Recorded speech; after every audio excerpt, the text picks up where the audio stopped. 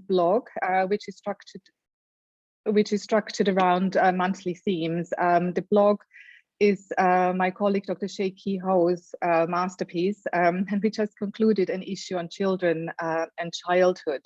So do check it out if you have not yet come across our blog, but I feel that many of you who have attended today might in fact found us in this event via our Twitter account.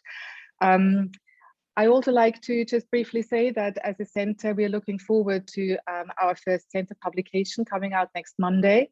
And that's a book which we've entitled Cultural China 2020, which is planned as an annual publication, which is a review built around pieces from the blog. And we will be sending out information about that when it comes out. It is published by University of Westminster Press. It is open access, completely free open access, but is also available to download as a hard copy for a fee. In addition, as a center, we also run regular events. And this year we have opted for a different format, deciding to make the most of the great accessibility of the online format and to organize a series of themed panels in which we ask our speakers to address a particular topic through their research. We called it a conference deconstructed, and other upcoming events, before we get into the topic of today, other upcoming events in our series are the next panel on the 17th of December, which is around the value of Chinese cultural studies, which has an excellent lineup with Sarah Dauncey, Michelle Hawkes, Gregory Lee, and Kaming Wu. And then in the spring, we will have a panel on connecting Chinese digital and analog spaces. We will have one on changing discourses on reproduction, as well as one on the everyday politics of life in Xinjiang. But let's now focus on our panel for today. When we put together the topics for the series, the AUKUS Pact had just been announced between the US and the UK and Australia. And it is against this particular backdrop that the idea of today's panel gained shape. We wanted to hear voices that are located in the 3 different countries that make up AUKUS. And we wanted to put the spotlight on academia in the context of the now so prevalent discourses on the so-called China threat. As crucial actors in the formation and circulation of ideas and reference frames about China's place in the world, what role does academia play in the formation and management of such discourses? Rather than pointing our finger to hawks, governments and the media, we want to put the spotlight on our own and our institutions' role and position in this, acknowledging that we do not all experience nor contribute to or combat China threat discourses in the same way. So we asked our panelists to focus on the ways in which this China threat discourses are either produced or reproduced or challenged in academia based on their own experience in their discipline. And the disciplines today we are talking about and our panelists are talking from are the sciences, history, and the social sciences. How do we as academics and we who work in academia influence so-called China threat discourses? But also, how do we experience them? What is the connection between work done in academia and notions held in wider society? How do discourses in wider society impact on how we can do our work in academia? Obviously, our speakers will not be able to address all these questions in their presentations, but these will be some of the questions we will also explore in the Q&A after the talks. Now, today's speakers are not only in 3 different time zones and geographical areas, but they also work in very different disciplines. So let me just briefly introduce all 3 speakers before we start our talks. So let me start with Dr. Yang Chen, who is a postdoctoral fellow at the Yale Law School's Paul Tsai China Center, and her research focuses on the ethics and governance of science and the US-China relations. Yang is a particle physicist by training and worked at the Large Hadron Collider for over a decade before joining Yale in 2021.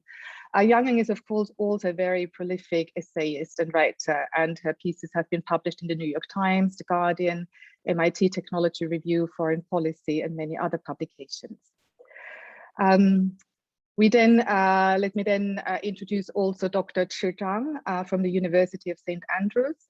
Chi is a social scientist and British Academy postdoctoral fellow at the University of St. Andrews and an associate member of the Handal Center for the Study of Terrorism and Political Violence. She has published in journals like Terrorism and Political Violence, Studies in Conflict and Terrorism, Politics and Religion, and Asian Security. She's the editor of Human Security in China, a post-pandemic state. And then last but not least, of course, Dr. David Brophy from the University of Sydney, who is a senior lecturer in modern Chinese history at the University of Sydney, who specializes in the history of Xinjiang and is also a frequent commentator on Australia-China relations.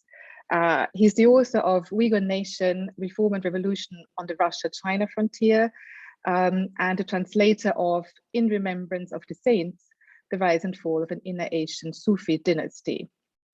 His most recent book is China Panic, Australia's Alternative to Paranoia and Pandering. Now, before I ask our first speaker for the presentation, I just want to make just a few quick and general words about housekeeping or Zoom keeping. We have adopted in our familiar setting for larger events where all members of the audience are muted, and it's only the speakers who are unmuted. We will be relying on the chat function to relay comments and questions to the speakers. So when it comes to our Q&A, we will ask you to place your questions in the chat. And there are 4 of us who are monitoring the chat and looking out for your questions and your comments to make sure that nothing gets lost. I also want to say that this is an academic event promoting free and respectful discussion, and we expect all participants to adhere to this spirit. So without further ado, I would like to ask our first speaker to get started. We will have all 3 speakers give their presentations and talks, and then we will launch into the discussion. And while I introduce David last, we would like to start with David's presentation today. So David, it's over to you. Thank you. Thank you, Gerda. Greetings, everyone, and thank you to the University of Westminster for hosting this event, and again to Gerda and Shay for the invitation to join the panel, and to all of you for being here. Let me begin by stating that what I'm going to say here does not represent the views of the University of Westminster, nor can the University of Westminster guarantee the accuracy of what I say. Now, I didn't actually have to say that.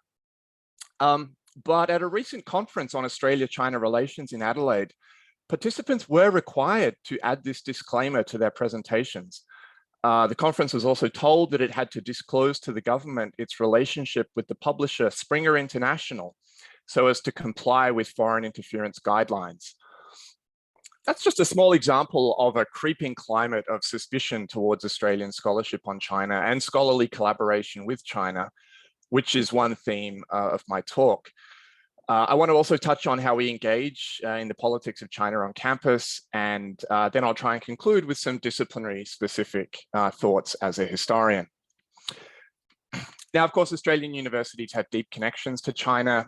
Some of them get up to 1/4 of their revenue from fee-paying Chinese international students. Academics here collaborate more with people in China than anywhere else. Confucius Institutes exist at 13 universities. And the public has been given a grim picture of all of this China engagement.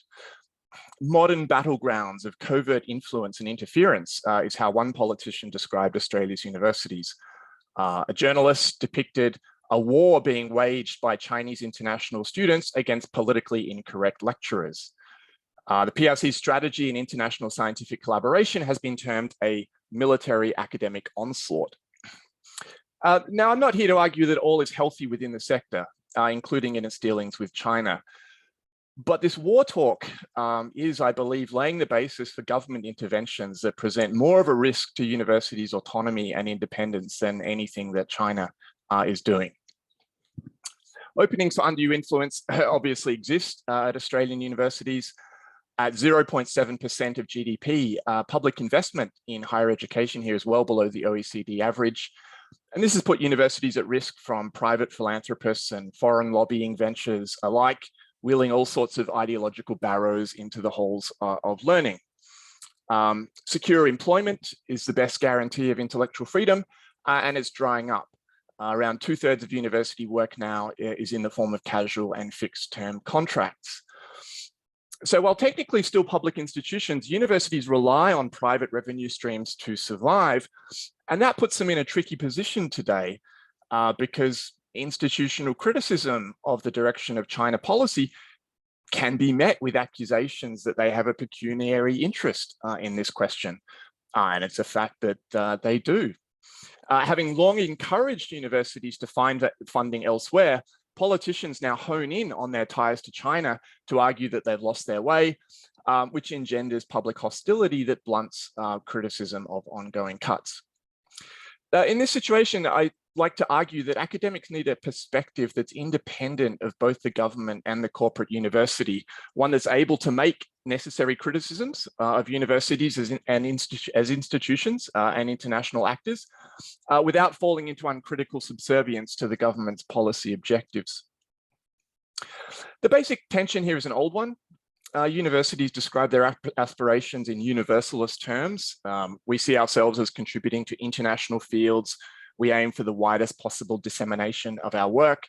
Society recognizes that for universities to do their jobs effectively, they need to be autonomous from the political interests of the day.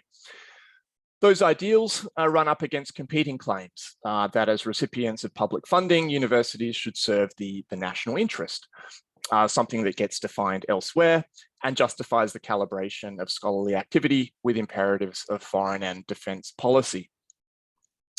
Now, it's worth saying that in some respects, the intrusion of Australia's security agencies into university life is not yet on the scale of a place like the US. We don't see here the kinds of prosecutions that have occurred there in the context of the China Initiative, for example, though we have seen a lot of attacks, individualized attacks on academics in the press. Universities insist that they fully comply with their security obligations. And despite the intense focus on China and scientific exchange, not a single breach of the Defense Trade Controls Act has been discovered. But a kind of think tank China expertise has emerged to second guess and often trump these legislative structures, as well as feed sensationalist media. Certainly, there have been cases of things like double dipping on grants, academics failing to disclose all of their affiliations. It's very hard to say how serious a problem this is, though, because the only ties being scrutinized are those involving China. Likewise, it's true that scientific research can have military applications or contribute to tools of repression. There are boundaries here that universities should observe. The fact is, though, these boundaries have all but vanished these days at Australian universities as they've embedded themselves with Australian, American, and multinational defense interests. Our universities have dedicated staff whose job it is to court collaboration with the Department of Defense. Private collaborations with arms companies abound. It's impossible, I think, to make sense of this stance then in terms of any principled opposition to academic work with potentially harmful implications. What it shows, I think, is that those warning about institutional ties with China are really less worried about the nature of those ties than about their scale. For some China hawks, cutting ties with PRC universities, just like decoupling the Australian and Chinese economies, is an end in itself. So the outcome in policy terms has been something of a good cop, bad cop approach here in Australia. In 2019, the Education Minister launched a Universities Foreign Interference Task Force, which brought university officials and bodies such as Universities Australia into a collaborative relationship with Home Affairs and the security agencies. And that task force issued a set of guidelines to counter foreign influence. Universities have been hiring staff to help them comply with these guidelines, including, quite astonishingly, some of the same people who initially advised on Australia's policy turn on China in 2017, who are now profiting from that turn as consultants. They've been hired to audit universities' ties with China, possibly also audit their Chinese staff. We don't quite know the terms of these engagements. It's this effort to comply with quite vague guidelines that have led some universities to seemingly go the extra mile and insist, for example, on the disclaimer that I opened my talk with. But having enthusiastically entered into collaboration with the security agencies, universities then found themselves blindsided when, without any consultation, the Prime Minister here introduced a new Foreign Relations Act, which empowers the Foreign Minister to scrap universities' international collaborations by fiat without providing any justification.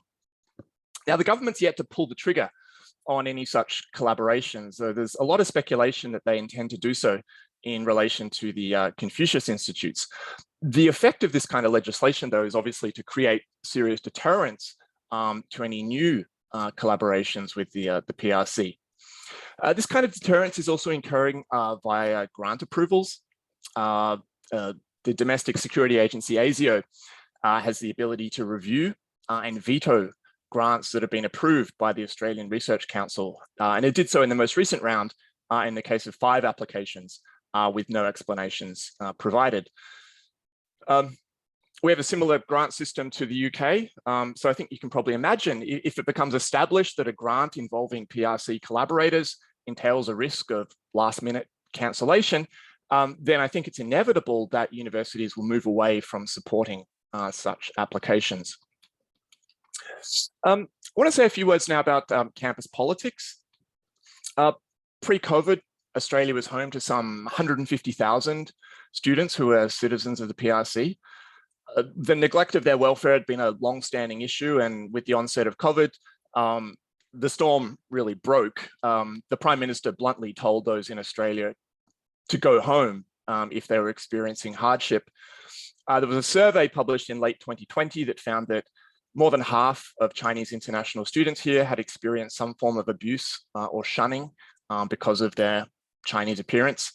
3 out of 4 said that they were less likely to recommend Australia as a place of study. Nonetheless, if and when things return to normal, we need to take some lessons from the preceding period.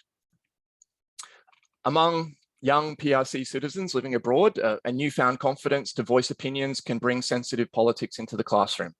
Minor incidents can blow up into social media campaigns. I'm sure you're all familiar with such episodes. Given that most intend to return to China, there's a risk that becoming known for contrary views will have consequences for them or their families. Documented instances in Australia of retribution for things said in the classroom are rare, but universities obviously should do what they can to prevent this occurring. But in considering the way the politics of China can enter the classroom, we also need to acknowledge how the discourse here is contributing to an embattled defensiveness among temporary Chinese residents, and also be conscious that we're working in a media environment that is very receptive to stories that paint these visitors in a negative light. I could give many examples of this. I'll limit myself to a couple from the ABC's Four Corners program. One episode in 2017 included an interview with the president of a Chinese Students and Scholars Association that had been edited to portray her as reporting anti-China rallies on campus to the Chinese consulate. Subsequently, a defamation suit brought to light the full recording, showing that she had denied on 3 occasions that she felt any obligation to do this. In 2019, an episode contained a segment on campus elections at my University of Sydney, part of what was billed as an investigation into, quote, the infiltration of Australia's universities by the Chinese Communist Party. This narrative has been reinforced as well by pointed public injunctions from Australian officials for Chinese students to respect freedom of speech and academic freedom.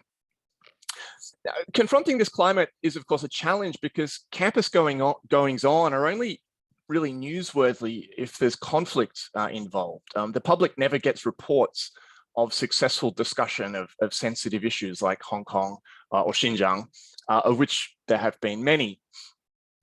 I was struck by this in 2019 to draw on my own experience when we held a rally on campus for Hong Kong, at which I spoke as a representative of the staff union. It's a huge media scrum present, bigger than the rally itself. We were obviously anticipating some kind of argy-bargy. In the end, the march through campus went off without a hitch and received no coverage at all. Some of my Hong Kong collaborators concluded, logically enough, that if they wanted to publicize their cause, they'd need to get into a fight. So we as academics need to find ways to diffuse these dynamics and create space for more productive forms of engagement. Yes, we do need to be sensitive to the risks that some take in voicing their opinions, but we also need to distance ourselves very strongly, I think, from the dominant framing of mainland Chinese students as the front line of the CCP conspiracy to deprive us of our academic freedom. My own small contribution to this has been to try to work with students from the mainland Hong Kong to host discussions of topics such as Hong Kong Xinjiang in Chinese, if necessary. And I'd be very interested to learn how others might be navigating these issues where they work. Finally, then, as a historian, I often speculate on what all this might be doing to my own field. We're not yet back in a full-blown Cold War intellectual environment, but there is more than a whiff of that in the way that Australian hawks have decried an intellectual failure in the confrontation with China. The debate has seen discriminatory proposals already that universities should, for example, refrain from hiring experts in Chinese politics who were trained in China. Voices from the think tank world hold out the carrot of restored funding should universities deepen their ties with the national security world and thereby render themselves, as the director of the Australian Strategic Policy Institute put it, Five Eyes friendly. There are scholars in the debate here in Australia who advocate for the recentering of historical knowledge of China around categories like totalitarianism. At the same time, the political mood is clearly not conducive to a restoration of support for the academic study of China, even on a know thy enemy basis. And the sinological resources that might support such a venture have also been seriously depleted. And here I think we need to take into consideration discussions like that of Hamid Dabashi on what he calls post-Orientalism, in which the nexus between scholarly knowledge production and policy making has been considerably attenuated in comparison to the post-war period. The direction of the discussion here today is much more to bypass and ignore academic expertise, as well as to undermine think tanks that are considered too pro-engagement and to enhance the role of hawkish institutions like ASPI. Where the China debate is tangibly impacting on academic history is the field of Chinese Australian history. Now, this is not my field, but it's obvious to me there the way that the new political sensitivities are having an impact on attitudes towards historical questions. We now see efforts to police narratives of historical racism, motivated by a concern that the CCP might take advantage of a sense of Chinese Australian victimhood. The notion, for example, that Chinese migrants in the 19th century to Australia linked the racism that they experienced to China's subordinate position in the international system, and therefore saw a strong China as key to their own well-being, a fact for which there is ample historical evidence. This is the kind of postulate that is now at risk of being deemed a CCP narrative. The campaign for public apologies for past injustice has been described as a fault line that the CCP is working. And efforts of mainland scholars or scholars working on topics that link mainland China to Australia, efforts of such scholars to engage with Chinese Australian history have been received with suspicion, if not hostility. My sense here is that this state of affairs is running in advance of developments elsewhere, but I'd be interested to know if what I describe here rings any bells with any of you. So let me wrap up. At a time when debate surrounding China is so crucial, Australia's universities cannot afford to simply fall into line with a foreign policy shift that positions China as the enemy. Unfortunately, in the hands of the administrators who currently run them, I think there's a good chance that they will. What this situation calls for, I think, is for the university community itself that is to say the staff and students who comprise it, to reassert themselves as the voice of the institution. A revival of the all but lost principle of faculty governance at Australian universities will, I believe, show that faculty are capable of grappling with ethical questions such as whom the university should collaborate with and on what basis. But it's key that these questions be dealt with on the basis of principle, not foreign policy partisanship. Dealings with China are but one small part of the picture. It has to be widened to include many and varied threats to the integrity of our universities, including here in Australia, those that originate from Canberra. Thank you very much. Thank you, David. And there was so much in it, and very, very thought-provoking. And thank you also for staying up so late to be a part of this today. For the audience, please make a note of your questions to David and your thoughts. We're going for now seamlessly on to our next speaker. And we're asking Dr. Yang Cheng next to speak. Thank you so much, Gerda. And I'm a huge fan of the Contemporary China Center, and it's such an honor to be part of this panel. And I will share, I have a few slides, so I will share my screen, and I would apologize in advance that it's early morning here, so you might hear noises from the street. And so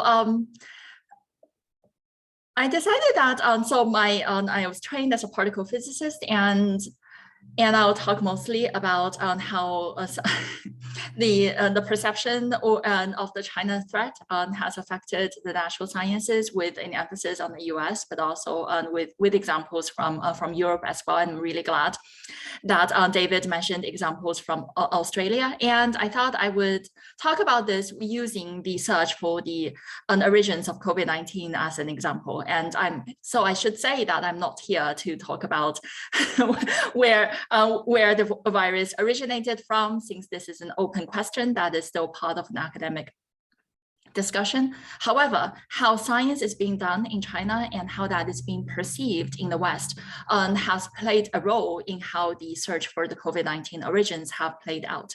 And for scientific research in China, there is a sense of perception that almost seems contradictory, but is of course also racialized in how China and Chinese people are being perceived in the West. On one hand, there is this perception of incompetence. On the other hand, there is this imagination of a sinister motive, and both are manifested in this in how, say, the Wuhan Institute of Virology has existed in the Western imagination. Both on one hand, for example, the perception of incompetence, in 2018 there was a State Department cable that has been widely reported as reporting that the Wuhan Institute of Virology was lacking in safety standards. However, if we actually read the cable, which is public, it says that it lacks highly trained personnel, in the sense that the laboratory was not functioning at full capacity.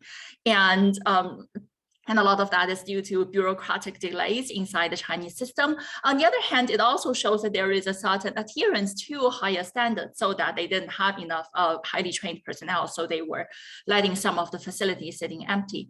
On the other hand, as we know, that the search for COVID-19 origins, there were a lot of conspiracy theories or half-spun truths about whether what kind of research is being done at the institute, and there were politicians, but also certain academics who have clung to certain narratives about whether or not this virus was deliberately manipulated in a sinister way, not necessarily as a bioweapon, though this is more on some of the politicians spinning, but in the sense of how more sinister research is being done at the institute. And so both the incompetence and the sinister motive are coupled with a sense of how China is this wild east of bioethics or scientific ethics in general. And there are certain elements of of genuine concern to hear that there are indeed ethical violations within scientific research in China and in the field of bioethics in particular. There are important examples. For example, the first gene-edited babies experiment done in Shenzhen at the end of 2018. However, a lot of these lax ethical regulations are not something inherent of Chinese culture. They are related with the stage of economic development in China, and also related with the incentive systems of how scientific research is being supported by the state or being evaluated at academic institutions. However, and also what is also very important is that in a lot of the research done in China are in collaboration with scientists and institutions in the West. And at times, there are Western scientists who are aware of certain ethically ambiguous research that is being done in China, but may take an ambiguous attitude themselves, that they may hold a certain curiosity, and that kind of curiosity also has a racialized lens to it, of seeing how Chinese people or the Orientals might do something, and some of that is reflected in the rhetoric towards, say, the gene-edited babies experiment, when there were emails being shared of some of the American scientists who had advanced knowledge of it, and were saying, of course, it is being done in China. And on the other hand, there is also a sense of curiosity by among many Western scientists who may have an urge to have a technological curiosity towards certain types of experiments, but were not able to conduct them at their own research institutions because of tighter ethical guidelines. And some of the experiments may not be able to receive, say, National Institute of Health funding. And so China has provided this opportunity for some of these research to be done, whether or not with Western collaboration. And so this perception of China as this unique place with lax ethical regulations in science, or with unique incompetence or sinister motives, has actually clouded some of the more important questions with regards to how research should be done in a more ethical and socially responsible fashion. And speaking of these kinds of collaborations, so for example, one thing that has been in the media a lot with regards to the Wuhan Institute of Virology is that the US-based research association, EcoHealth Alliance, do have certain collaborations with Wuhan Institute of Virology, and its leader, Peter Daszak, was part of the WHO mission to Wuhan to search for the virus's origins.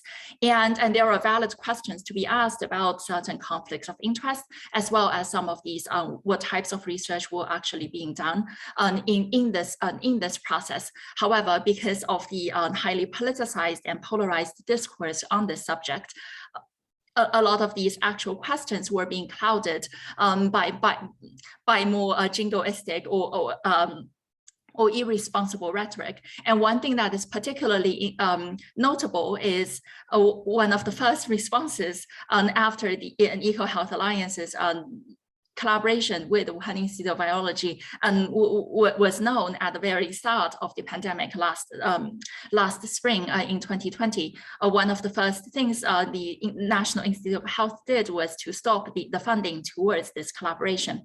And so from here, I'll speak more about this sense of entanglement and decoupling between China and the West in terms of scientific collaborations. As David mentioned earlier, and here in the US, many have one of the things that is one of the most contentious issues in US-China relations, as well as in academia here in the US today, is the China Initiative that started in the fall of 2018. And it is namely to combat economic espionage from China, and it has a specific focus on academia. But I should also say here that I do not want to paint this as a uniquely Trump administration phenomenon.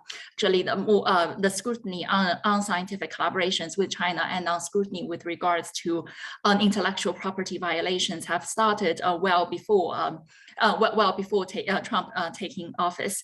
And as I mentioned, there are a lot of rhetoric with regards to, say, 80% of the economic espionage cases in the US benefit the Chinese state and this and that. And I should also say here that there are more complex questions to be asked about intellectual property, both in terms of whether or not there should be commercialized and privatized research coming from publicly funded research at university campuses, as well as the intellectual property regime in general, whose interest it actually protects. But with the focus on academia for the sake of this conversation, and I should also mention that only about 3% of the Economic Espionage Act cases come from academia, even though the China Initiative, say, have an explicit focus on academia. So a lot of the cases that are prosecuted under the China Initiative are not prosecuted with Economic Espionage Act because there were no intellectual property that were being violated. But a lot of these prosecutions were procedural crimes. They were cases of a researcher may have failed to disclose sources of funding or did not fulfill the time requirements in some of these funding requirements, and in some cases may have violated confidentiality during ethical review, during a peer review, or confidentiality in grant application proposals. And these are serious instances of academic ethical violations, but there are academic disciplines that can treat these cases. But now these instances are increasingly being criminalized here in the US and are being prosecuted with charges of, say, wire fraud or lying to federal agencies. These are extremely serious charges, and it has also had an effect on how science is being funded in the US and how scientific collaborations are being conducted. For example, the National Science Foundation's Inspector General has said that about 63% of their office's caseload is with regards to foreign influence, and their caseload with regards to these kinds of foreign collaborations referred from the FBI have increased by 1,000%. In the past few years, and when so much focus is being placed on what on types of collaborations with Chinese entities, another question that needs to be asked is what kind of other ethical questions that should be investigated in terms of scientific research are being neglected simply because of a lack of resources and attention. And of course, there were Chinese students and researchers who anecdotally before the COVID-19 pandemic would be like randomly stopped at airport boarding gates at this murky place in terms of a border where a lot of the civil rights do not apply, being searched or interrogated by federal agents, or even having their electronics confiscated, etc. And the US government has also placed various types of visa restrictions and access restrictions on Chinese students and researchers, which range from shortened visa times for Chinese students who work in disciplines of science deemed sensitive, and as well as basically banning visa approvals to Chinese students from institutions with assumed military ties. And this is I think, as David also mentioned earlier, there are serious questions to be asked about research ethics in terms of how the research is being used and who it benefits and whether it facilitates state instruments of violence. However, this kind of blanket regulation that uses one's affiliation with a university in China that may have a close tie with the defense ministry or have funding from the defense ministry historically, or even like say pictures of this mandatory 1-month military training in China have been used as proof of military ties and as basis for visa rejections to Chinese students. And And what has happened in this context is what is not just the impact on U.S.-China relations or on research collaborations. What is more important is what kind of science is being done under this kind of narrative.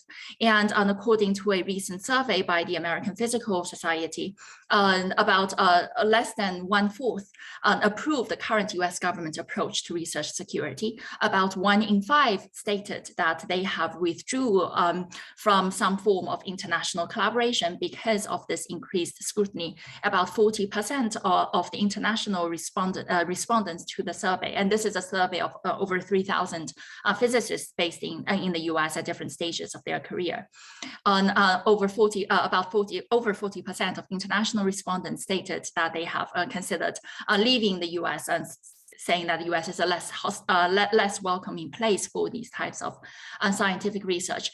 And what has happened is, coming from my perspective, is how similar this rhetoric is from, say, Washington as well as Beijing, where science is being seen as an instrument of state power and scientists are seen as assets of geopolitical competition.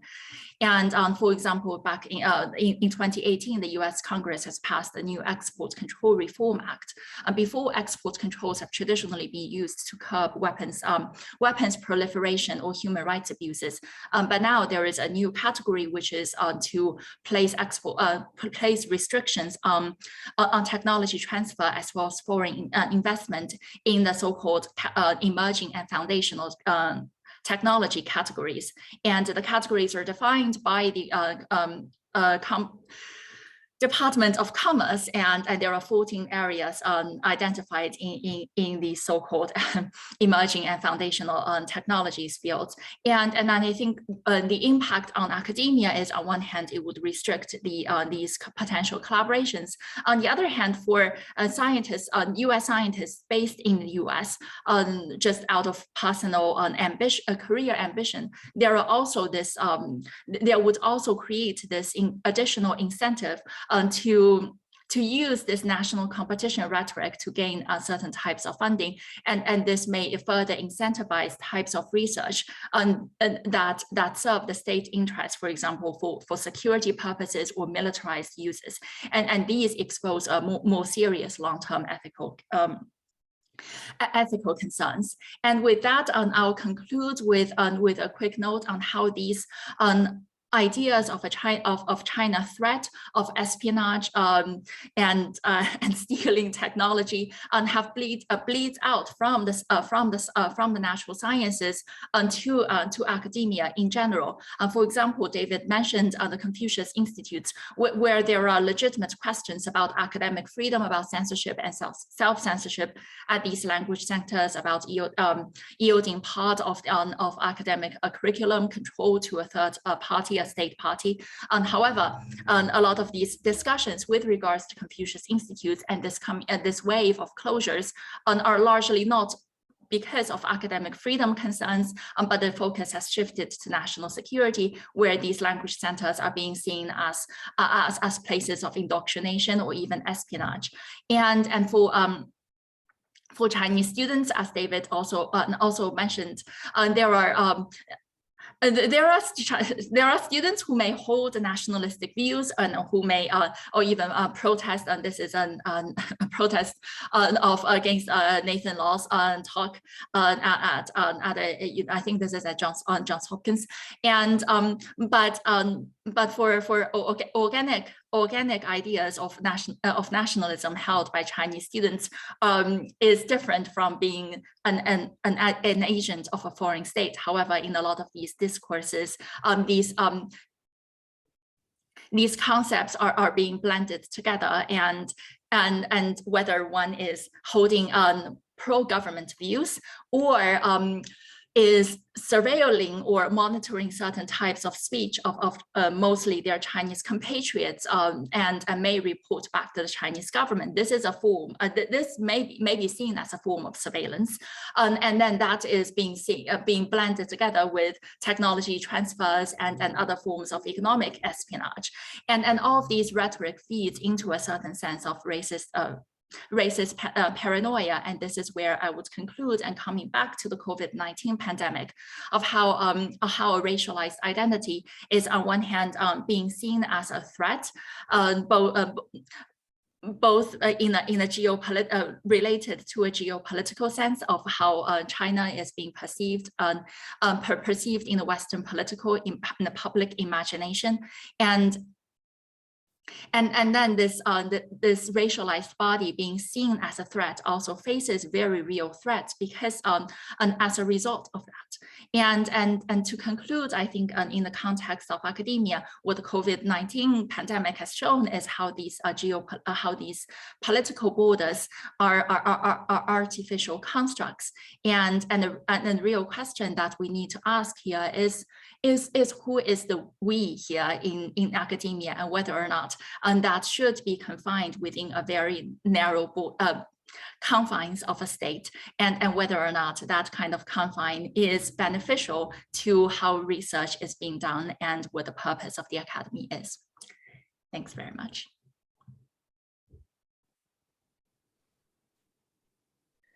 Thank you so much for this rich talk and so much food for thought. Again, I will ask the audience to hold on to your thoughts, note down your comments and questions, and we will get to them once we have heard our third speaker, and we'll get to Dr. Zhang from the University of St. Andrews now. Okay, I hope you can hear me well. Right, yeah, thank you very much, yes. and Shay, for the invitation. It's really an honor here to be here, especially with David and Yang, and I personally benefited a lot from David's work on the history of China-Russia borders in the early days of my PhD. So before I begin my observations, I'll just say a few words on the sources that which I'm based on. So these are all the experience from my fellow early career researchers, and most of them are based in are in the disciplines of social sciences and arts and humanities.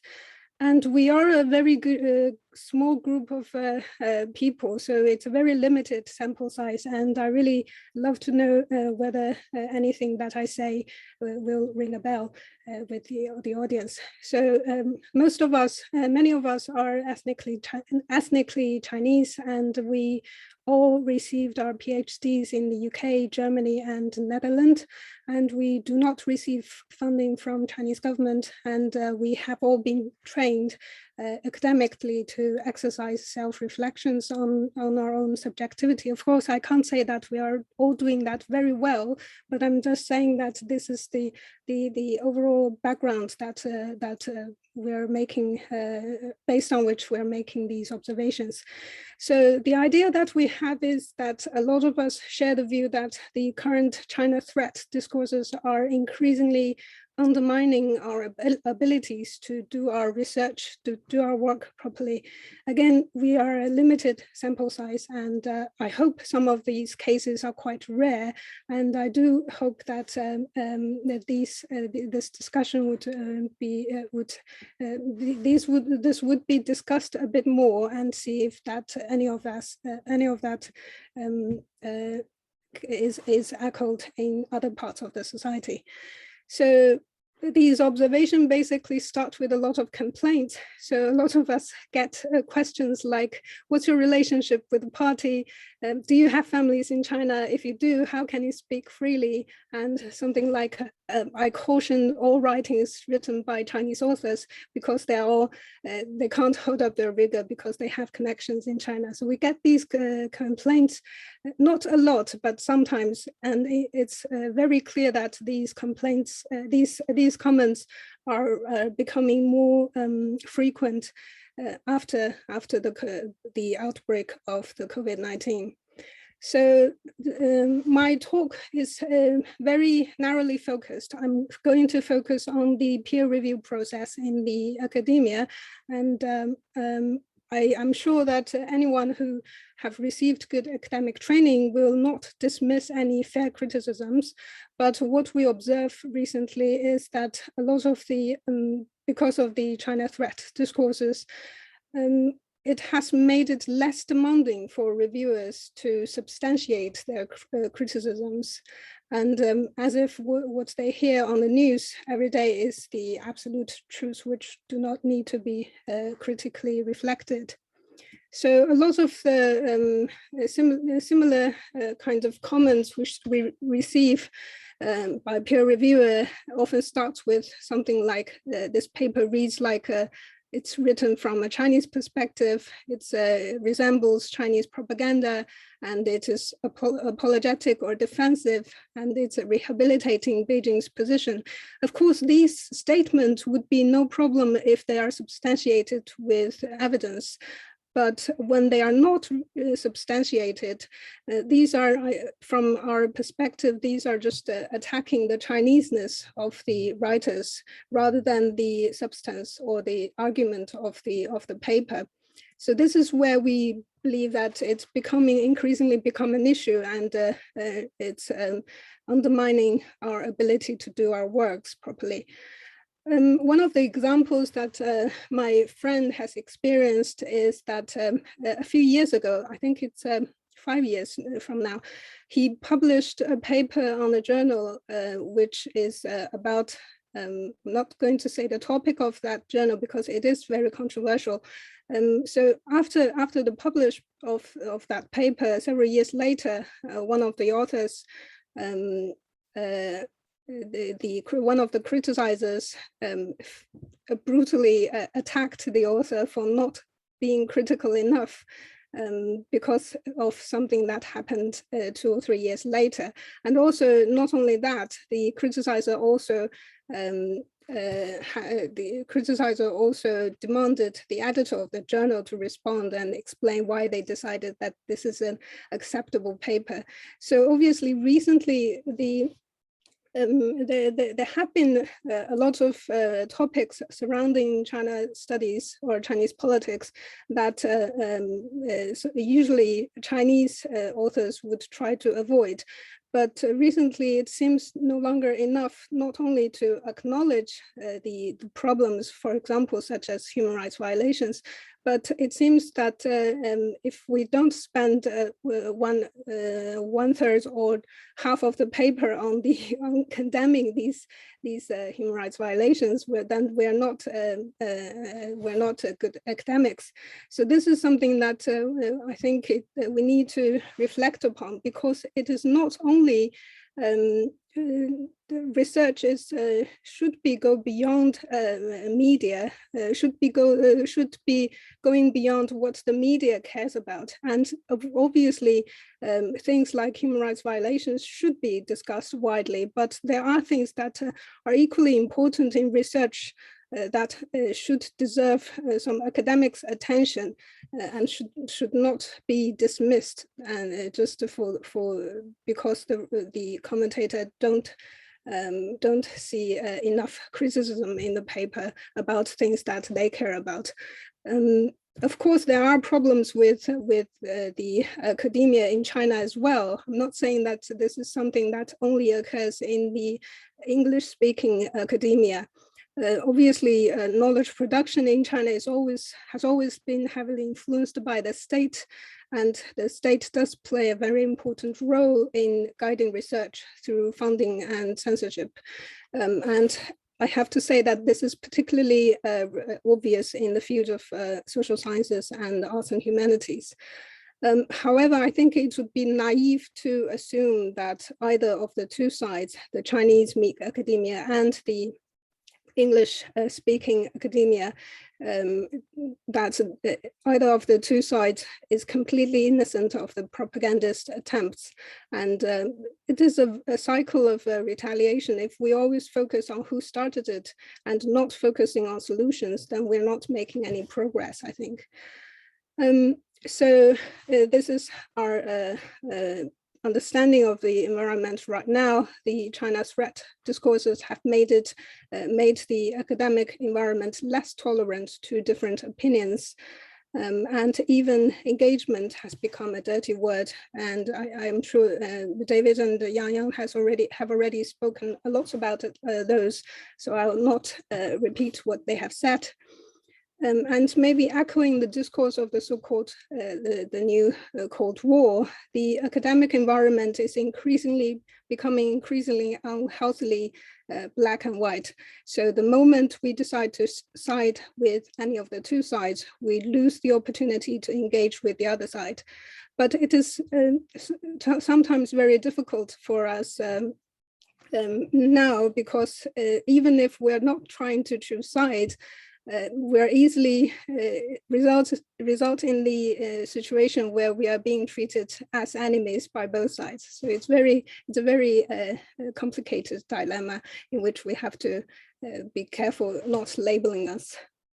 So just to summarize, there are many scholars, ethnically Chinese scholars abroad, and who are not funded by the Chinese government scholarship, and they have been under increasingly pressure to prove their disconnections with the Chinese government. And as David and Yang said, we're being put under close scrutiny and become a suspect community, which within which one has to prove we belong to either of the two sides. So this is this is an environment that is becoming very difficult for researchers, especially young academic early career researchers, to do their work.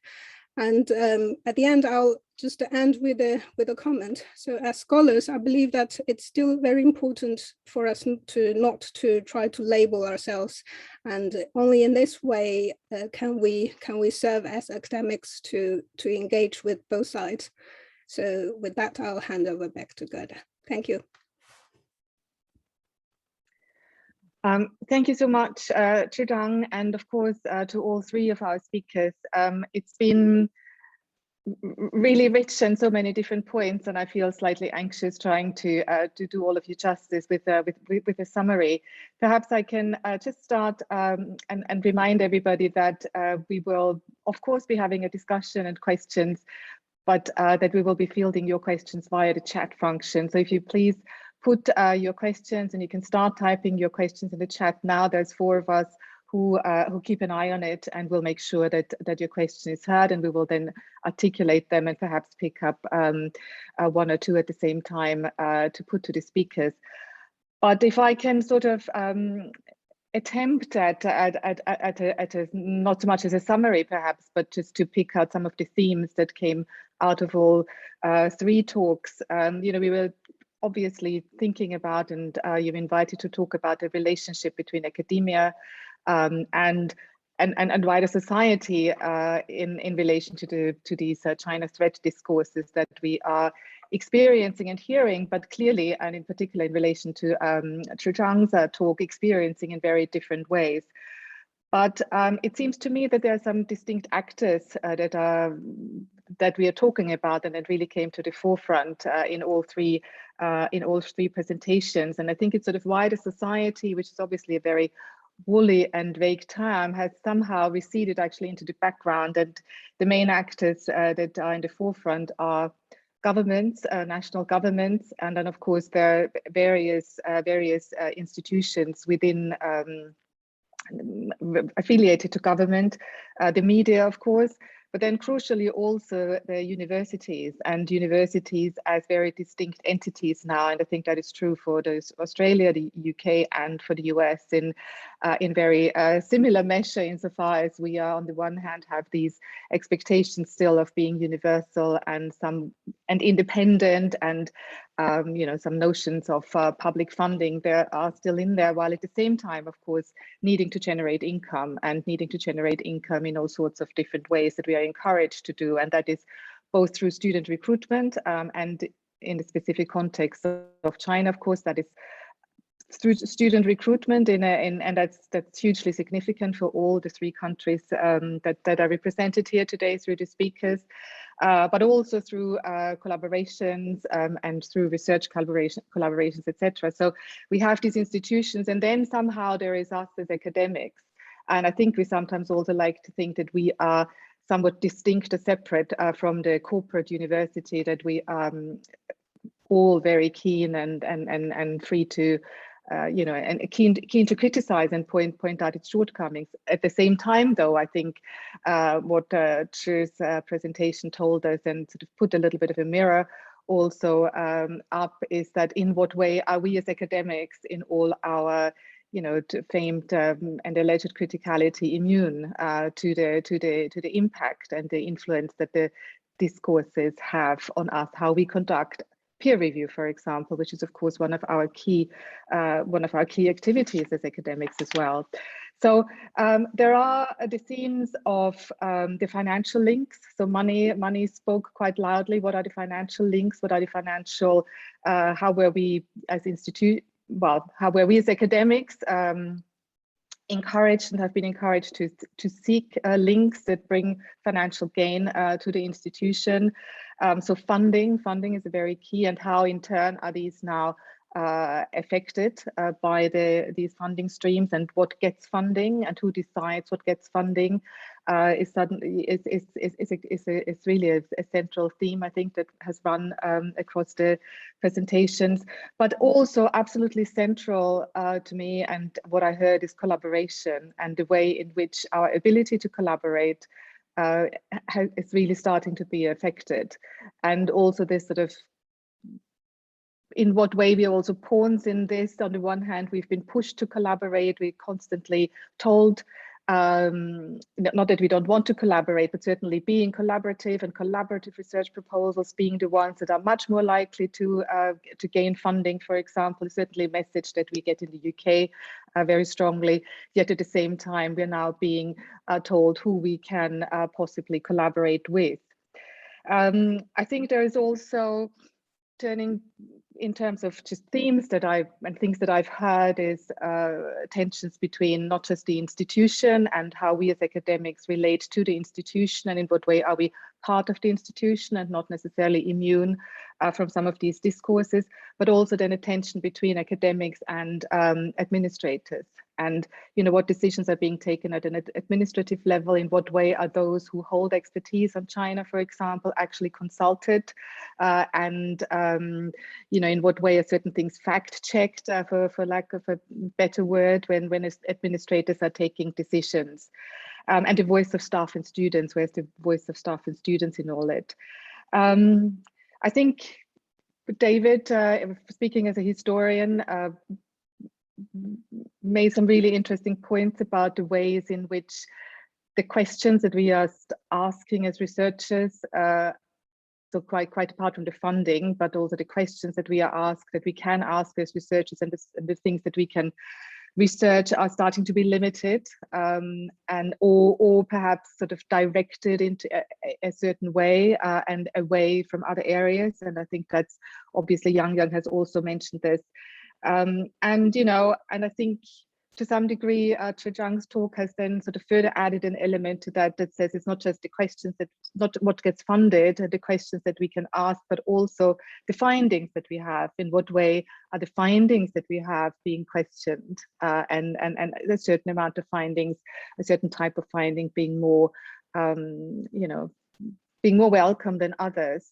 And I think that broadly also shows the that's while we are very quick to identify the effect of propaganda, or the active attempts at propaganda at the Chinese state level, while I think sometimes not quite being aware to what extent we are all influenced by similar mechanisms and forces. So perhaps I shall leave it here. I mean, I think I would very much like to sort of maybe go back to the speakers just very briefly, very briefly, to ask them, you know, because Zhang ended on solutions. You know, what is the solution? How can we contribute, and what are potentially solutions going forward? And I think you very eloquently spoke about this needing to choose sides. And I think for all of us, there is a sort of really a difficult question or situation that we often find. I think all of us find ourselves in, also in the classroom, is how you sort of remain critical. How do you remain critical towards everybody almost, and how can we retain our criticality and avoid this sort of being pushed into one of the binaries? So perhaps just go back to each of you briefly, first just a very quick statement on that, or reflection or thought on that before we start collecting the questions from the chat. I don't know if one of you wants to go first, or should pick somebody.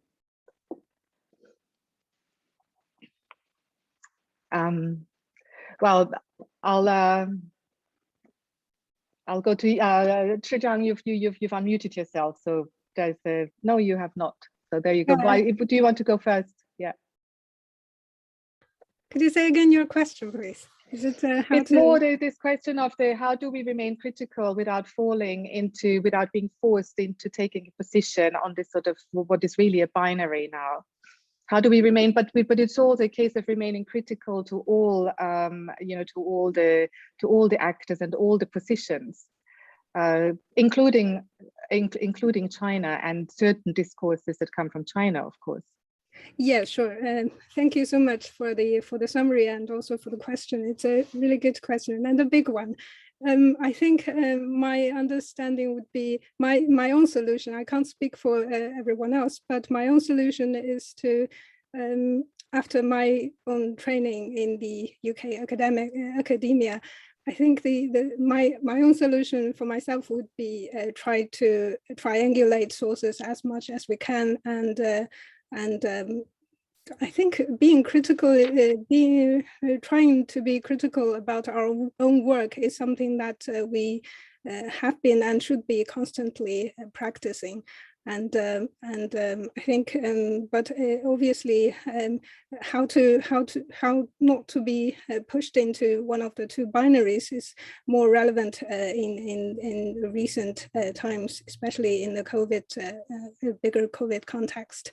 So I think it's again, it should be I think the solution would be try to triangulate sources, looking at the very different types of sources and looking at the power relations between the authors and particular organizations. These are three things that I usually do myself in order to be critical. Thank you. Thank you, Yang. Yeah, thank you so much for this really great question. I think, okay, so first of all, I think on an individual level, as an individual academic, it is important to be honest with oneself and with the implications and the social cost of one's work. And speaking from, say, the sciences, it is very common that for scientists to hold one of these two views. The first is to think their work is apolitical, is beyond and above politics, and is pure, and some may hold very like cosmopolitan ideals and think any kind of international collaboration is great, and it's important to democratize and globalize science, and this is important, but it also is somewhat naive in terms of not thinking through the geopolitical implications of work, in thinking that we live in a world that is dominated by nations, and also the research can be used in different ways and have different implications. And on the other hand, there are others, when the geopolitical winds turn or there is a higher scrutiny, a lot of scientists scientists would defer their social responsibilities to that of the administrators of the state. And as I mentioned earlier in the talk, there are also certain career incentives and certain ambitions in order to be able to gain state funding, as science is still a primarily state-funded endeavor to adhere to or appeal to state interests and certain state narratives. And so I think both are incomplete. And as an individual academic, it is very, very important to realize that a lot of these questions about, especially these ethical questions about emerging technologies and how research should be done and how the products of it should be used and how it may be funded and what are the potential moral complicities and harmful outcomes. And these are things that are not just a derivative of any individual country or political system. And they really cannot be simply resolved by putting a border around knowledge or personnel. And so this is on an individual level. But I think more importantly, a lot of these discussions have the responsibilities have fallen on individual academics to find solutions. And that is really not enough, especially for more vulnerable, whether it's early career or immigrant academics or academic women or academics of color who both face more scrutiny on one hand and also bear more responsibility in this process and are faced more risks. So there really needs to be more organized institutional solutions that is not potentially not just any individual universities, but universities, especially elite ones, do have leverage, but also in terms of professional organizations and societies needs to come up with more organized ways to position their own relationships, their own with the governing bodies, with the funding agencies, but as well as to think through their social responsibilities to society at large. Thank you, Yang. And David. Just quickly, because I can see there are some questions coming. I think it really means it depends what you mean by solutions.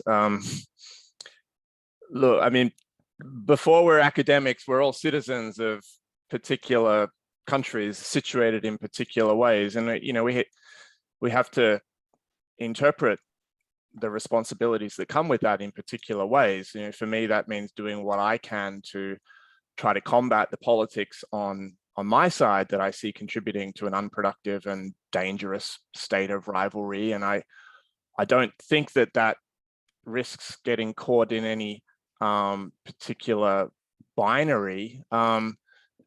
Certainly not if we're talking simplistically in terms of, you know, pro-China, pro-US. I mean, the starting point has to be to reject that kind of characterization of the debate, and you know, recognize that there are people working in one direction or another direction on either sides of that divide.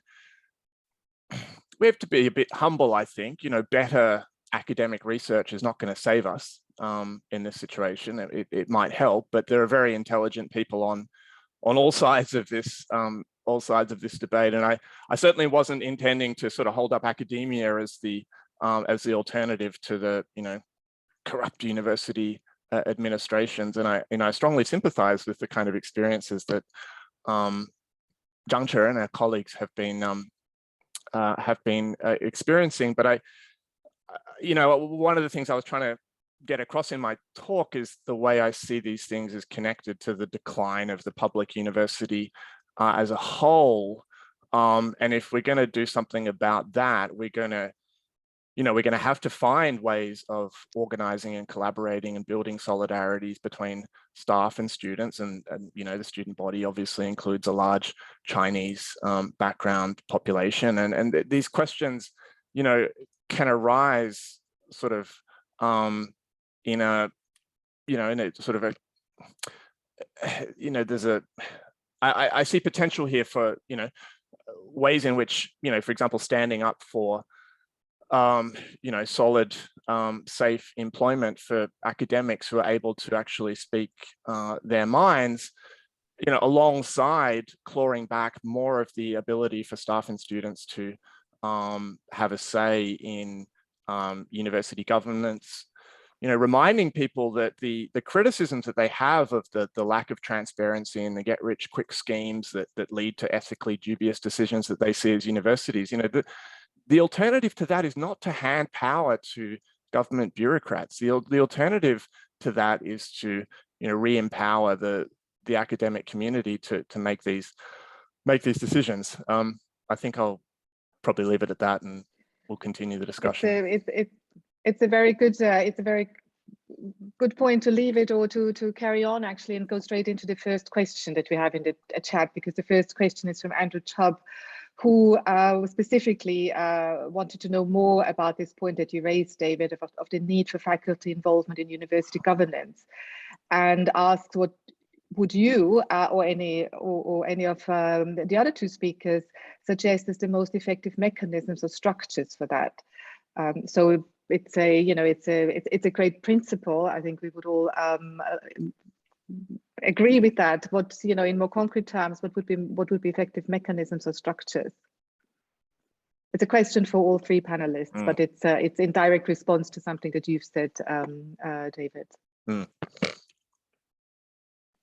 Look, I don't have a particular blueprint in mind for that. There are various examples around of people have talked about ideas of academic freedom, ombudsman on campus, this kind of thing. I mean, a lot of the structures actually exist. They've just atrophied and been marginalized and have lost any sort of decision-making ability. Now, you do get objections from people who say that, well, do we really want to open up these sorts of questions for faculty to debate whether it's legitimate, because people are going to come in with all sorts of opinions, but people have all sorts of opinions about these things out in the community, and I think it's appropriate and responsible for the university to establish itself as a place where these things get debated. And even if we're a little bit unused to these things at first, we need to get back into the habit of actually debating these things. I'd much rather see open discussion in well-regulated forums about the suitability of certain types of scientific research, or I don't know, surveillance technology research, and being held at the university, rather than what is the case at the moment, is sort of playing out in the media through leaks and backgrounding and all sorts of misleading information, establishing the narrative. That's what we're dealing with at the moment. Let's think about an alternative. True. And Yang, would you like to come in on that as well, in terms of mechanisms and structures at universities? And obviously all three of you work in different systems, albeit that I think resemble each other increasingly.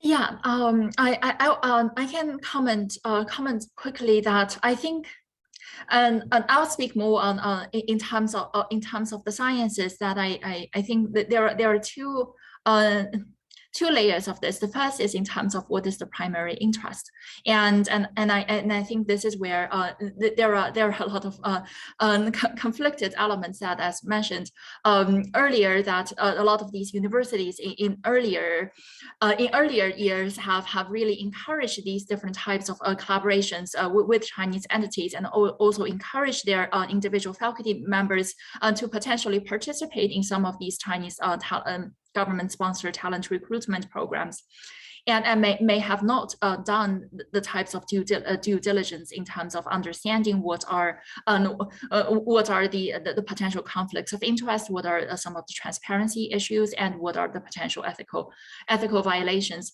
and that some of that is out of naivete, some of that is out of ignorance about the Chinese political system, and some of that is out of a desire for prestige and also for funding opportunities. But there are also very benign objectives in terms of enhancing these types of international collaborations.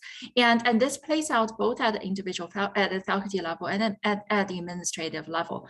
But when the politics changes in terms of the geopolitical tensions, then the administrators have the the interests diverge, that the administrators feel that on one hand, there is the protection of the university's reputation, and individual faculties may be sacrificed in this process, as summarily dismissed, or even some university administrators would collaborate very proactively with law enforcement as a way to improve, to protect their relationship with federal agencies, and also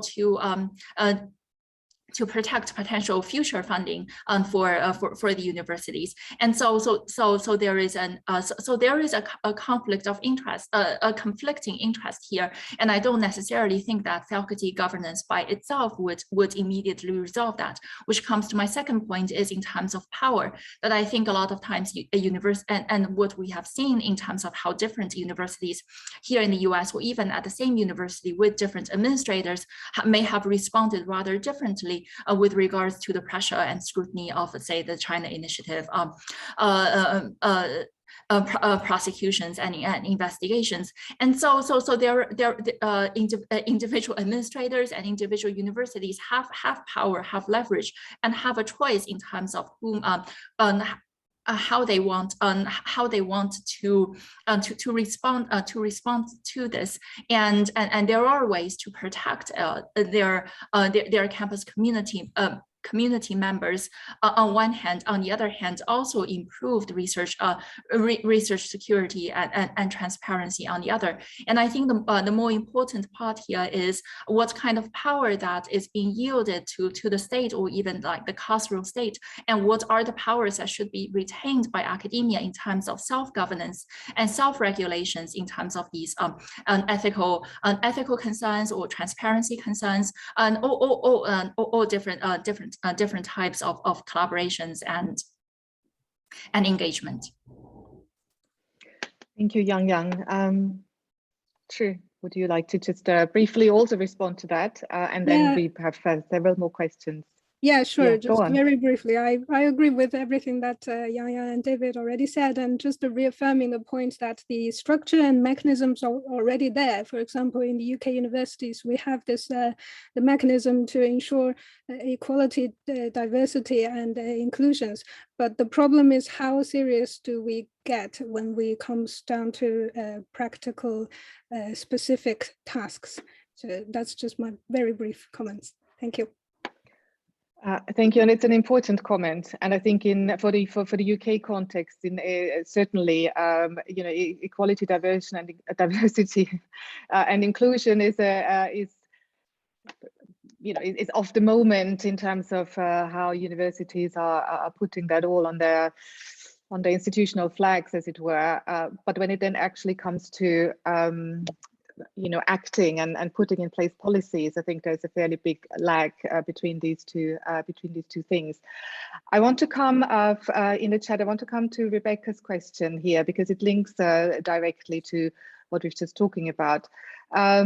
So Rebecca speaks from her own institutional perspective, NYU in New York, where they have both a huge campus in Shanghai, shrouded in bureaucratic and policy mystery, and an enthusiastic participation in the China Initiative, where up to 5 New York-based China-connected scientists have now been terminated and forced to close their labs. These discussions are hugely important as institutional problems, but it has been tough to get general faculty at all involved or interested in either the collaborations with the Chinese government or with the US government. So the question is how to get faculty involved in critique of institution without ratcheting up all of the horrid racist and anti-China discourses that you've all discussed and that are rampantly present. Any thoughts on that?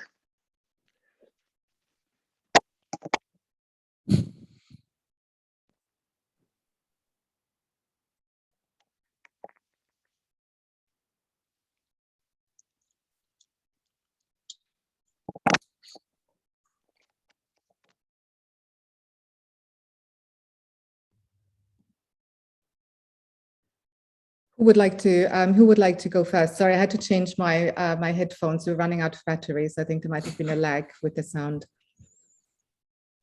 How do we get colleagues and wider faculty involved without ratcheting and tapping into the kinds of discourses that we want to avoid?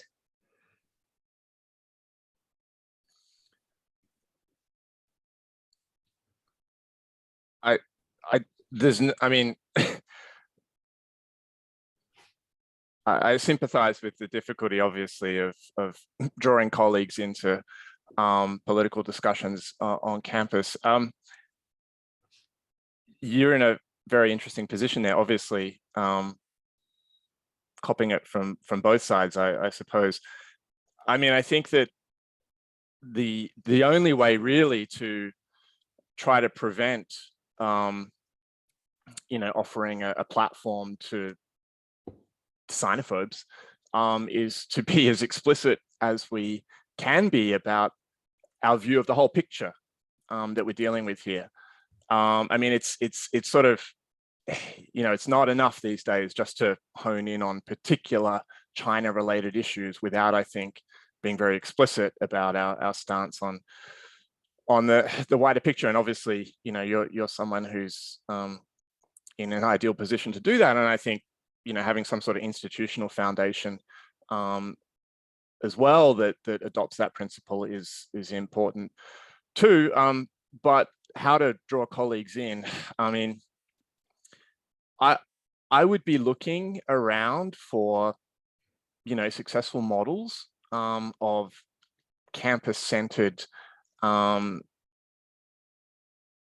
academic activism around things like, the BDS campaign, for example, asking colleagues to sign up to pledges on particular issues, hosting events, all the traditional techniques. I don't have any silver bullet for this situation, but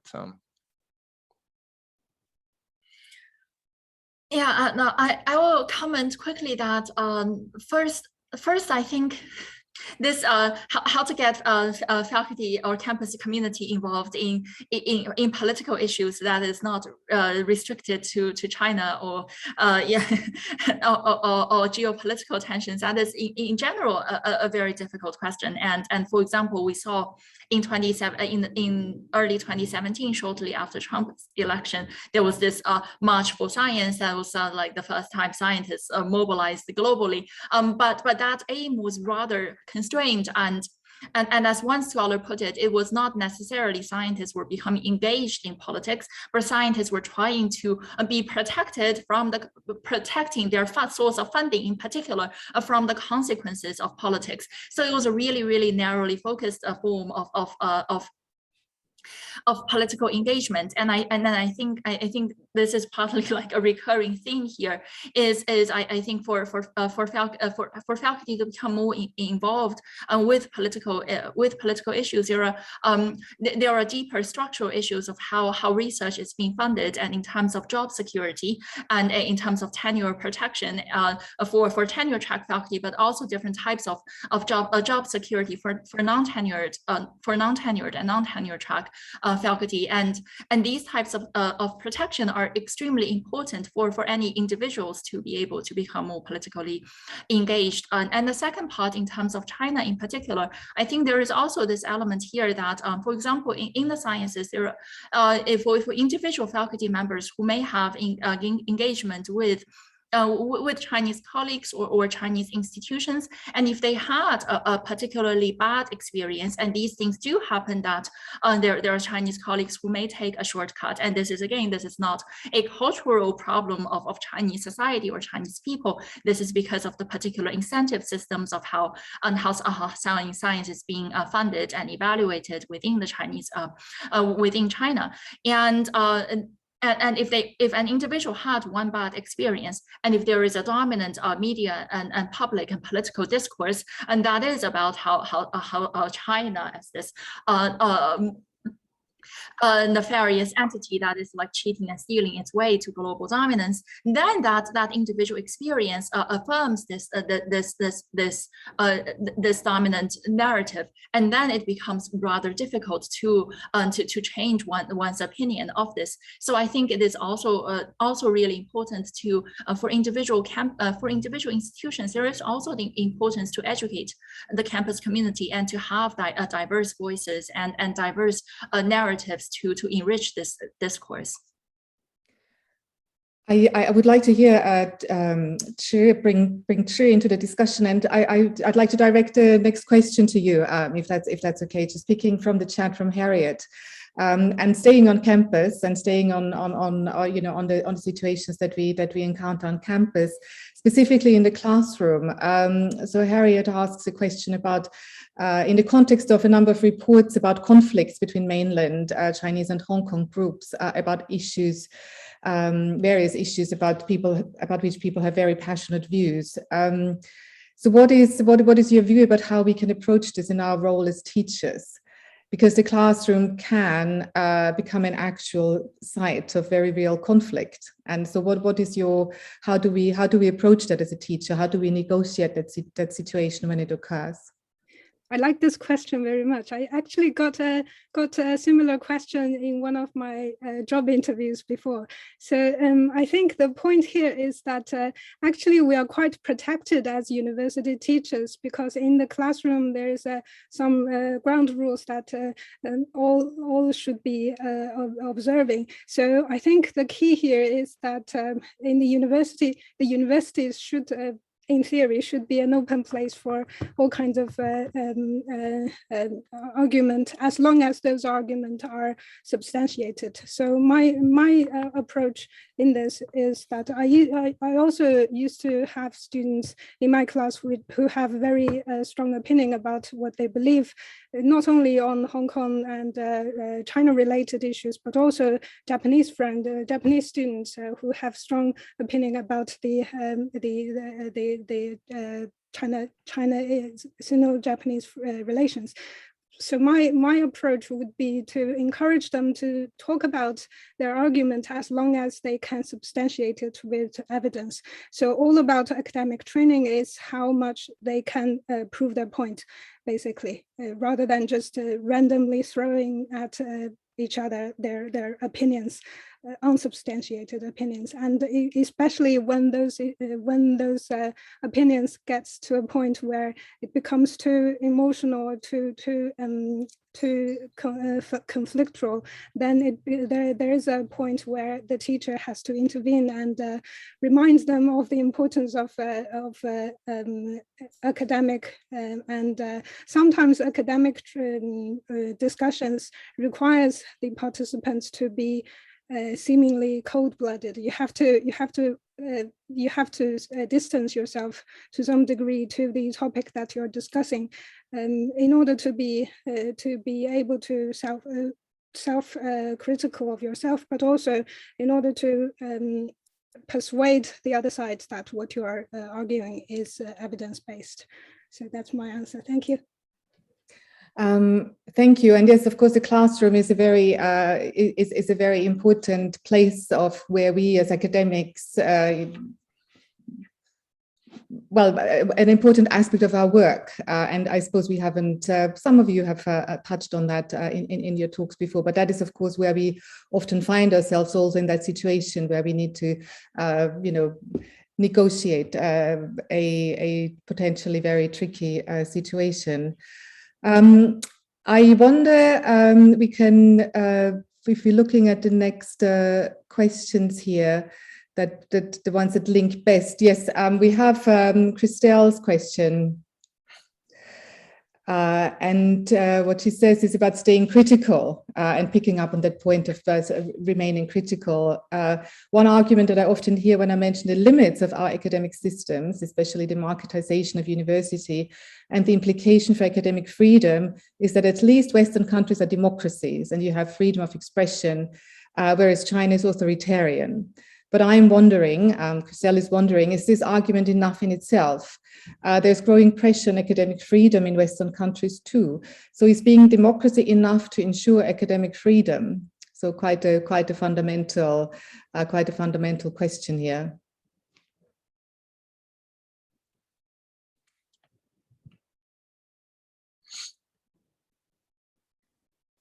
Okay. Yeah. Is democracy enough to ensure academic freedom? No, and I think this is a this is an interesting question, because I think if we look at the history of academic freedom as we know it is actually a relatively new concept.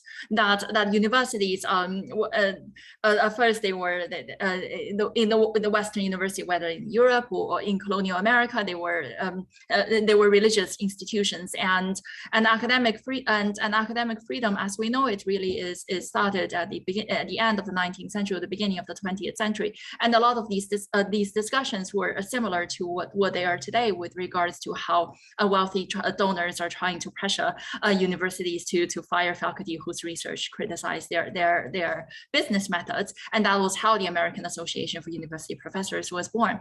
And so And if we look at the history of the 20th century, each time when there are geopolitical tensions, then academic freedom is again being challenged in conflict with state interests, and whether it is with regards to the Red Scare and McCarthyism through the 1950s to later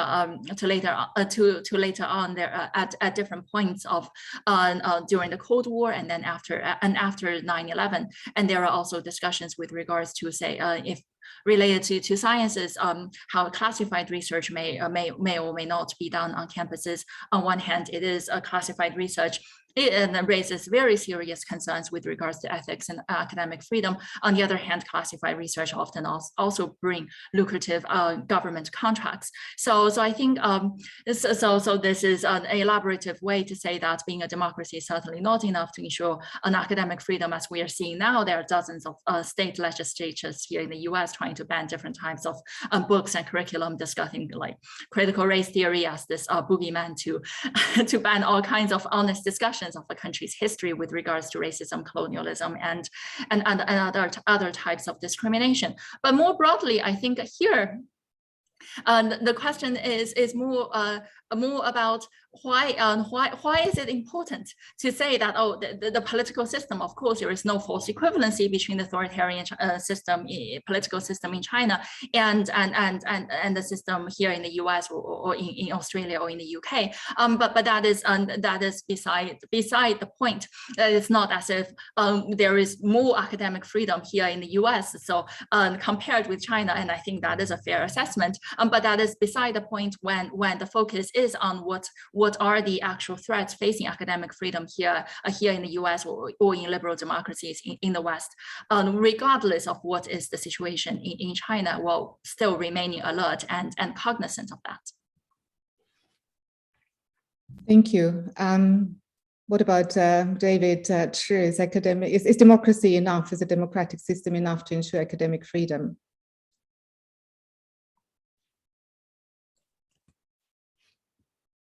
No. I think Yang did a pretty good job of answering that question, actually. And indeed, I think in your talk, in your presentation earlier, you made some very salient points there in terms of all the other aspects that are having the effect of limiting what we can, as our academic freedom in terms of what we can research. I'm assuming, True, that you concur, but I want to give you an opportunity to respond. Yeah, just very briefly, I think the question is we should be asking is what kind of freedom are we looking at? What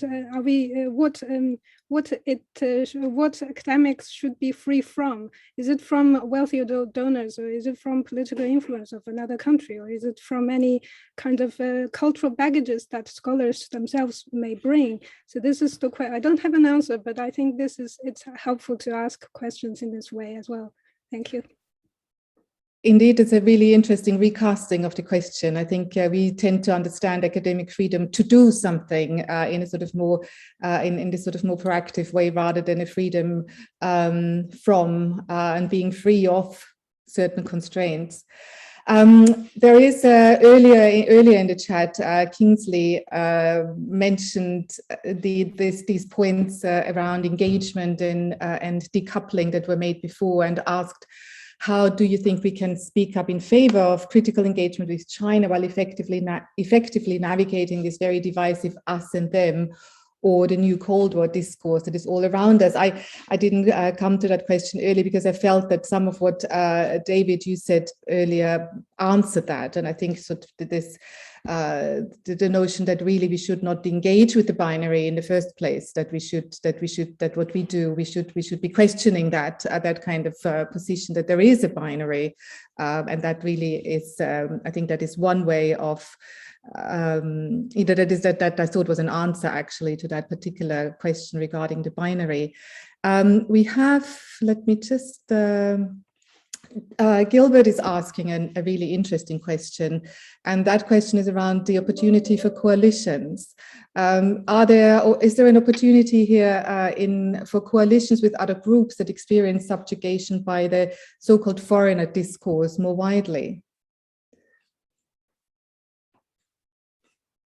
What about coalitions and alliances in this context?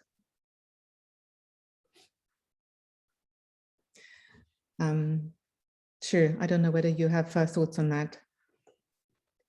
I do have received similar comments from, for example, a few times ago, I think it's last month, Fairbank organized a seminar on a roundtable on how to overcome the current political environment in which China-related scholars can do their research.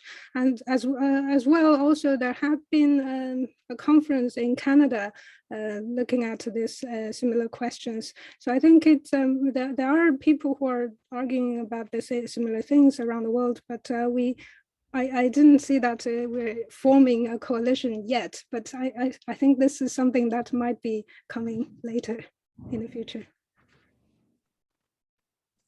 Thank you, Yang. Yeah, so I think this, if I understood this question, if I understood this question correctly, actually, I think, for example, like when a lot of my colleagues in science of Chinese ethnicity are facing this increased scrutiny and hostility, and one thing that I felt somewhat conflicted about was just how narrow some of these focuses are. For example, there was the Muslim ban that directly impacted a lot of our colleagues, and a lot of times these discussions are becoming quite isolated by ethnic groups. And if we look at some of these tactics used in the China Initiative with regards to looking for spies or asking scientists of Chinese ethnicity to spy for the U.S. government, and if they refuse, putting additional pressures on them in terms of investigations and prosecutions. A lot of them are very, very similar to what the Muslim community faced after 9/11. So I think and some of these tactics with regards to campus organizing and political organizing in general, as David mentioned earlier, there are also other groups and other methods. And so one thing that I've always really hoped for is that these discussions can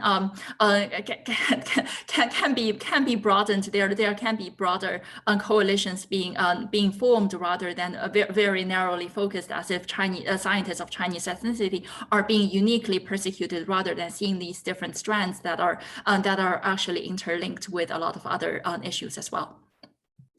Thank you, Yang. I'm very conscious of time. We have one more question. I'm going to, from my colleague Shay here at the center, I will ask them to articulate it verbally. And so over to you, Shay. Brilliant. Thank you so much to all our panelists. It's a really fantastic discussion so far, and I'm totally going to abuse my power now as one of the moderators to ask my own question. And I've just put it into the chat actually. So I was thinking a lot about, I think all of you really spoke to the impact, very significant impact of the China Threat Discourses on the everyday lives of Chinese students and staff. And we've had many examples of that in the form of the kind of suspicion and kind of surveillance and even interrogation, right, in airports and so on. And I think we've also had some really good examples about the importance of challenging that, and some good examples of how we might do that. And David, I think I remember in your talk, you talked about, holding sessions in the classroom that bring together, different communities to really kind of think about these in a way that is, in a kind of a safe space, I guess, a safe and critical space to have some of these discussions. And I was also thinking about the importance of care and support there should be for staff and students who encounter these forms of hostility. And I was thinking of a really good example here in the UK, the East and Southeast Asian Hub. I've just put the link into the chat there as well, so if anyone wants to click on it and get involved with that group, it's a really excellent group that kind of came out of the kind of calling for radical thinking and change and community care, support, solidarity, and so on, and kind of the building of this anti-racist consciousness among East and Southeast Asian communities in the UK. And I wondered if any of our other panelists had some examples of that kind of work that's taking place in Australia, in Scotland, or in Australia, in the US, sorry.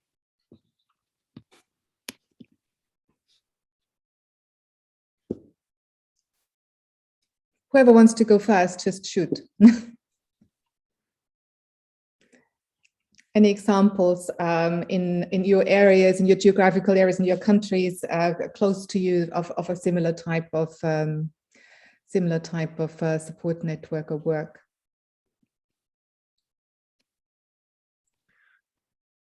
Well, I will say it's very necessary. I think that a lot of people are feeling quite isolated, and not just because of the pandemic, but people are experiencing a kind of whiplash. I think you've got these scientists who think they've been doing everything right by pursuing these collaborations with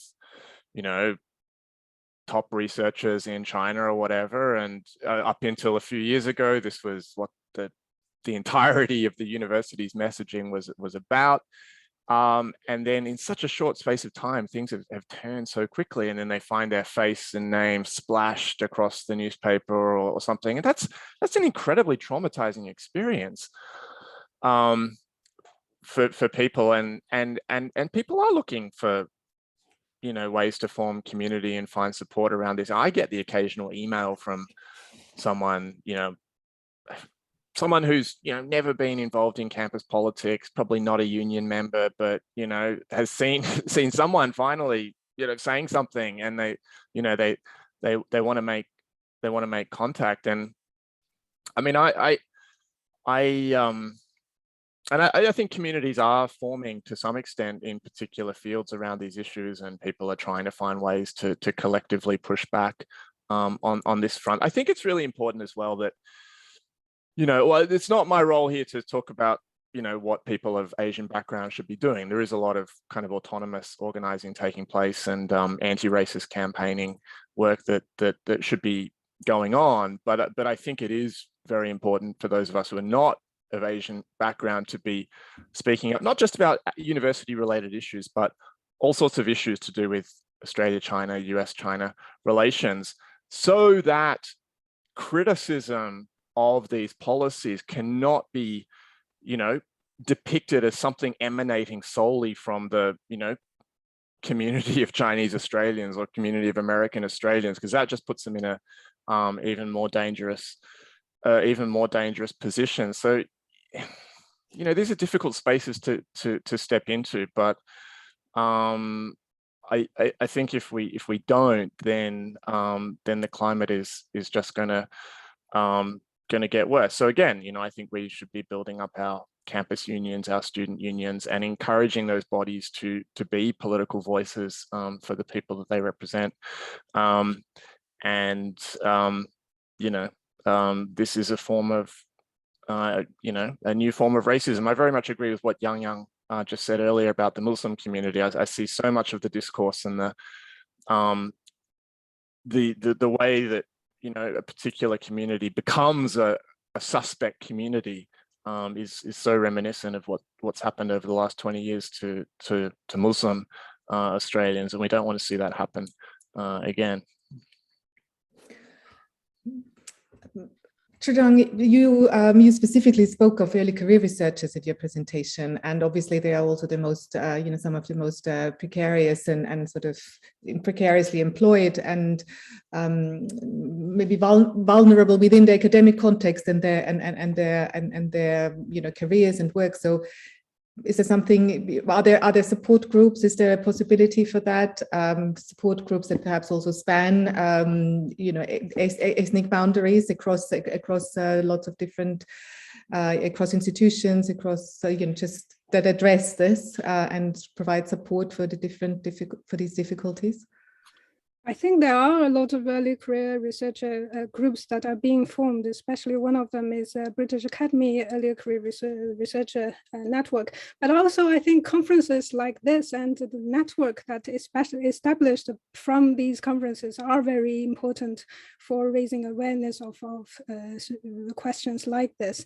And just building on what David and Yang has already said, I think not only should we asking what kind of support can we get, we also, as Asian ethnic minority and early career researchers, we also need to go out and get involved in community discussions in the politics, in the everyday lives of the community that we are living in, just to show that this is individuals who are really existing rather than foreign agents who are being too preoccupied by whatever political agenda is behind them. And also as early career researchers, especially, they can be quite preoccupied by their own career development efforts. So again, I think it is also important, also for myself, I'm not engaged in the faculty discussions as much as I wanted to. So I think this is not only some suggestions for others, but also for myself as early career researchers, that we need to get more involved in the discussions that people care about in our communities, rather than only caring about our own selves. Thank you. I'm really conscious of the time. We have literally got 3 minutes left until 2 o'clock. I know many people will need to go elsewhere, including myself, supposed to be in a meeting again in 3 minutes time, but that's fine, I can be late. I would therefore actually want to wrap up at this point. And I want to, of course, thank you, huge thanks to our 3 speakers. For being here today, for giving up their time, of being so committed to this course late in the evening, early in the morning. It was, I think, a very important discussion, a very rich and hugely informative discussion as well. I started by saying that we adopted this format because of what the online can offer. Trying to make the best of the online format. Unfortunately, the worst bit of the online events, in my view, is the end and the inability to carry on the conversations informally over a glass of wine or taking the speakers for dinner and a drink. And I always feel myself strangely evicted, almost ejected out of a meeting, and then having to deal with the adrenaline that has built up by myself. So unfortunately, we have not yet found a hybrid end to these meetings. But suffice to say that I wish we were all together in the same geographical space so that we could continue our conversations and that we can invite you and just give a very small token of our appreciation for your time. I hope very much that we will be able to do that in the future, and that we will all meet before too long in actual real spaces where we can continue the conversation and have a bit more human contact with each other. So once again, thank you so much. We are really grateful. Also, thank you to all our participants and the audience, and we would also be very keen to hear feedback, how you experience this, as a slightly different format to usual, whether you thought that worked. this is not whether the event and the discussion worked. I think it worked really well, but it was just fantastic. But just in terms of having several speakers and so forth. So if you have the time to give us feedback, that would be wonderful. But so once again, thank you to everybody who was here today. It was an excellent start to our series for this year, and hope to see you again very soon, perhaps as members of the audience at our next event on the 17th. And that's it. Thank you so much. Thank you, everybody. Thank you. Bye.